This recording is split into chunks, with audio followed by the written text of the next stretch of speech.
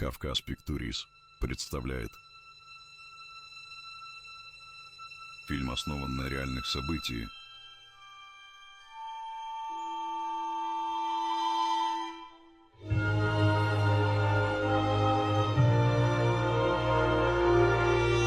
Семья сына Кавказа. Разбитый очаг.